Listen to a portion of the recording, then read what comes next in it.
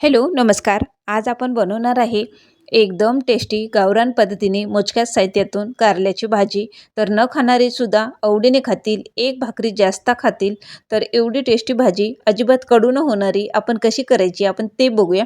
तर मी अर्धा किलो कारले आहे ते याला असं स्वच्छ धुवून मी असं कट करून घेतले आहेत, बघू शकते. तर या पद्धतीने असं कट करून घेतलेले आहेत. आता हे कारले आहे ते पूर्ण आपल्याला मिठाच्या पाण्यामध्ये स्वच्छ धुवून घ्यायचे आहेत.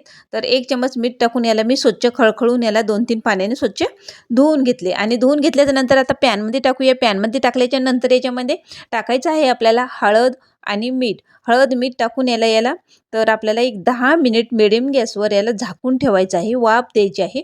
तर आपल्याला एक 10 मिनिट आता हे झाकून ठेवायचं आहे, अगदी मिडियम गॅसवर ठेवायचं आहे. तर हे 10 मिनिट झालेले आहेत. पूर्ण एका प्लेटमध्ये थंड करायला ठेवूया. हे थंड करायला ठेवूया तोपर्यंत आपण इकडं खमंग असा मसाला तयार करून घेऊया. तर हे थंड झाले की लगेच याच्यातलं पूर्ण रस काढून घ्यायचा आहे. तर हे मसाला तयार करून घेऊया आपण. मसाल्यामध्ये आहे तीळ, खोबरं, शेंगदाणे असं हे मसाला पेस्ट करून घेतलेली आहे. एका प्लेटमध्ये घ्यायचं. प्लेटमध्ये घेतल्याच्या नंतर याच्यामध्ये मसाले घालायचे आहेत. आपले मसाले लाल तिखट, काळा मसाला घालायचा आहे, हळद आणि धना जिरा पावडर हे मसाले घालून आणि चवीनुसार मीठ घालून पूर्ण एकजीव करून घ्यायचा आणि कारले आपल्याला हे असे वांग्यासारखे आपण भरून घ्यायचे आहेत. पूर्ण याच्यामध्ये पूर्ण सारण भरून असे कारले पूर्ण भरून घेतलेले आहेत.